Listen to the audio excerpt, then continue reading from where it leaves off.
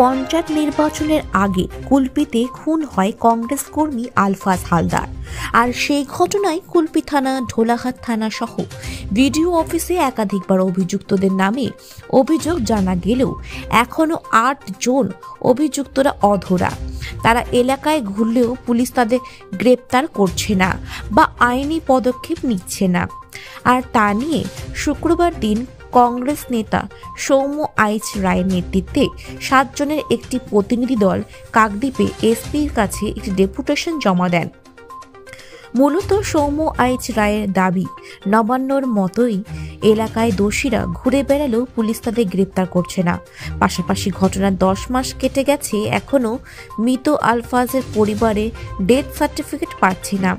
আগামী দিনে পুলিশ যদি দোষীদের গ্রেপ্তার না করে তাহলে কুলপি ও ঢোলাহাট থানার ঘেরার হুঁশিয়ারি দেন কংগ্রেস নেতা সৌম্য আইচ রায়। তারা তাস খেলছে, আইন শৃঙ্খলার পরিস্থিতি কুলপির গাজীপুরের অবস্থা অত্যন্ত খারাপ। আমরা এসপি সাহেবের সাথে দীর্ঘক্ষণ কথা বললাম। পরিষ্কার একটা কথা বলি, পশ্চিমবঙ্গের পুলিশ দলদাস, কৃতদাসে রূপান্তরিত হয়েছে, কৃতদাস। আজকের পঞ্চায়েত নির্বাচনের সময় আমার ব্লক সভাপতি খুন হয়ে গেল। ব্লকের একজন সভাপতি, ব্লকটা বুথের সভাপতি খুন হয়ে গেল, আলফাজ হালদার। তার পরিবার আতঙ্কগ্রস্ত। এখন পর্যন্ত 6 জন খুনি প্রকাশ্য দিবালোকে ঘুরে বেড়াচ্ছে, তাস খেলছে। আমরা তার পরিবারের কাছে গেছি, তার পরিবারের সাথে দেখা করেছি। তারা বলছেন যে তারা তাস খেলছে, প্রতিদিন হুমকি দিচ্ছে, ধমকি দিচ্ছে। পঞ্চায়েতের নেতা এইসব খুনের মদতের পেছনে রয়েছে। আমরা যখন এসপির সাথে কথা বলেছি, উনি শুনেছেন, কিন্তু পুলিশ জানে না এত বড় একটা দক্ষিণ চব্বিশ পরগনায় ঘটনা ঘটলো। উনিরা ঘুরে বেড়াচ্ছে প্রকাশ্য দিলে, কার মদতে হতে পারে? কার মদতে হতে পারে? মদত সরকারি দলের অঙ্গুলি হেলনে প্রশাসন চলছে।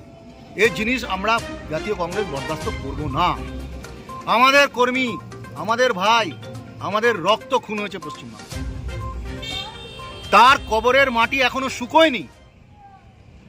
মাননীয় মুখ্যমন্ত্রী পশ্চিমবঙ্গটাকে অন্ধকারের রাজত্বে তুলে নিয়ে চলে গেছে। এই প্রশাসন কার্যত দলদাস। এই মুখ্যমন্ত্রী বলেছিলেন না আপনাদের সবাইকে, বাংলার মানুষকে বলেছিলেন না, 11 কোটি মানুষকে, যে গণতন্ত্র প্রতিষ্ঠা করব, দলতন্ত্র নয়। এর নাম গণতন্ত্র, এর নাম দলতন্ত্র নয়। এখনো পর্যন্ত ডেথ সার্টিফিকেট পায়নি। আজকে পুলিশ বলছেন আমরা তো জানি না। আমরা বলছি 7 বার একজন 90 বছরের বৃদ্ধ পঞ্চায়েত অফিসে যাচ্ছেন। বাবা, মৃত আলফাজের বাবা প্রতিদিন পঞ্চায়েত অফিসে যাচ্ছেন প্রায়, তিনি ডেথ সার্টিফিকেট পর্যন্ত পাচ্ছেন না। কোন রাজত্ব? এটা মমতা বন্দ্যোপাধ্যায়ের সরকার। এই রাজত্ব চলবে পশ্চিমবাংলায়? ছি! এখনো পর্যন্ত কতজন গ্রেফতার হয়েছিল? যারা গ্রেপ্তার হয়েছিল তারাও, তাদের মধ্যে মূল 21টা ঘুরে বেড়াচ্ছে। এখনো গ্রেপ্তার হয়েছে 8 জন বাকি, এখনো গ্রেপ্তার হয়েছিল 7 জনই মুক্ত শাসক দলের। হ্যাঁ, তিনিও অভিযুক্ত ছিলেন। হ্যাঁ, তারা তো বাইরে ঘুরে বেড়াচ্ছে। বলছেন যে আরো 8 জন বাইরে আছে, আমরা ধরবো। কবে ধরবে? কবে? দিনটা কবে আসবে? এসপির সাথে কথা বলে, হ্যাঁ, এসপির সাথে কথা বলেছেন। উনি কি করবেন? ওনার উপরে যারা আছেন তাদের মাথার হাত থাকলে খুনিদের ওপরে ওনার কিছু করার নেই। খুনিদের মাথার ওপরে হাত নবান্নের হাত, ক্যামাক স্ট্রিটের হাত। আগামী দিনে কি কর্মসূচি হবে? আমরা আবার আসবো এসপির কাছে। যদি না হয় আমরা কুলপি থানা ঘেরাও করবো, আমরা ঢোলা থানা ঘেরাও করবো। 2টো থানার মধ্যে, জুরিসডিকশনের মধ্যে পড়ছে। কংগ্রেস কর্মীরা আলফাজের পরিবারের পাশে আছে, থাকবে, এবং এই ঘটনার আমরা শেষ দেখেছি। আপনার নামটা? সৌম্য আইচ। আসছে, অফিসটা আসছে। আপনারা নিশ্চয়ই অবগত আছেন যে গত 16 তারিখে আমাদের প্রদেশ কংগ্রেসের সভাপতি অধীর রঞ্জন চৌধুরীর নির্দেশে আমরা শহীদ আলফাজ হালদারের বাড়িতে আমরা যাই। আমরা গিয়ে সেই পরিবারের সঙ্গে দেখা করি, অসুস্থ মায়ের সঙ্গে দেখা করি। দেখা করার পর কতগুলো নির্দিষ্ট অভিযোগ তাদের কাছ থেকে পাই যে যারা আলফাজকে গত পঞ্চায়েত নির্বাচনে নির্মমভাবে হত্যা করেছে তারা আজকে ঘুরে বেড়াচ্ছে, প্রকাশ্যে ঘুরে বেড়াচ্ছে, পরিবারের উপরে থ্রেট চলছে। এবং নির্দিষ্টভাবে অভিযোগ ছিল যে ওই অঞ্চলের প্রধান এখনও পর্যন্ত আলফাজের যে মৃত সার্টিফিকেট, সেই সার্টিফিকেট পর্যন্ত দেয়নি। এবং আমাদের কাছে বারবার খবর আসছিল যে গাজীপুর কুলপির গাজীপুর অঞ্চলটা ওখানকার যিনি তৃণমূলের নেতা আছে তার নেতৃত্বে এলাকা জুড়ে সন্ত্রাস চালানো হচ্ছে, আমাদের দলের কর্মীদের ওপর নানা রকমভাবে লাইভ থ্রেটিং চলছে। তো সেই বিষয়গুলো নিয়ে আজকের আমরা এসপি সাহেবের সঙ্গে দেখা করলাম। দেখা করার পর দীর্ঘক্ষণ ওনাদের সঙ্গে আলোচনা হয়েছে এবং আমরা আশ্বস্ত হয়েছি।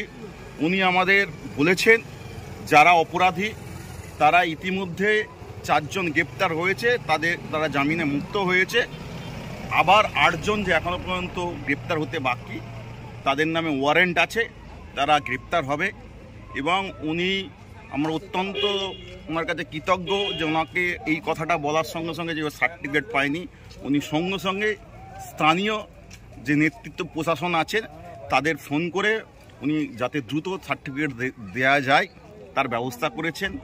এবং উনি বলেছেন যে আইন শৃঙ্খলার যে পরিস্থিতি গাজীপুরে আছে উনি দ্রুততার সঙ্গে ব্যবস্থা নিচ্ছেন এবং 2 থানা ঢোলা এবং কুলপি এই দুটো থানাকে উনি নির্দেশ দেবেন যাতে করে আমাদের যে কর্মীদের নিরাপত্তা যাতে সুনিশ্চিত হয় সে ব্যাপারে উনি আমাদের আশ্বস্ত করেছেন। এবং আরও আইন শৃঙ্খলার ব্যাপারে বিশেষ করে আরও যে ব্লকগুলো আছে থানাগুলো আছে সেখানে যে পরিস্থিতি চলেছে সেগুলো নিয়ে আমাদের আলোচনা হয়েছে। স্পেসিফিক আলোচনার ক্ষেত্রে যেটা ছিল যে কুলপি নিয়ে আমরা আলোচনা করেছি, আমরা আশ্বস্ত হয়েছি এবং আশা করি এসপি সাহেব যেমন কথা বললেন সেই অনুযায়ী কাজ হবেন। যাই হোক, সাগরমালার সময়ে ওনার অত্যন্ত ব্যস্ততা, তার মাঝখানেও আমাদের জন্য সময় করেছেন, তার জন্য ওনাকে ধন্যবাদ জানাচ্ছি। ঈদ ভাইয়ের রক্তাক্ত যে ছবি আমরা দেখেছি পঞ্চায়েত নির্বাচনে, তার জন্য যত দূর যেতে হয় যাব, যত দূর যেতে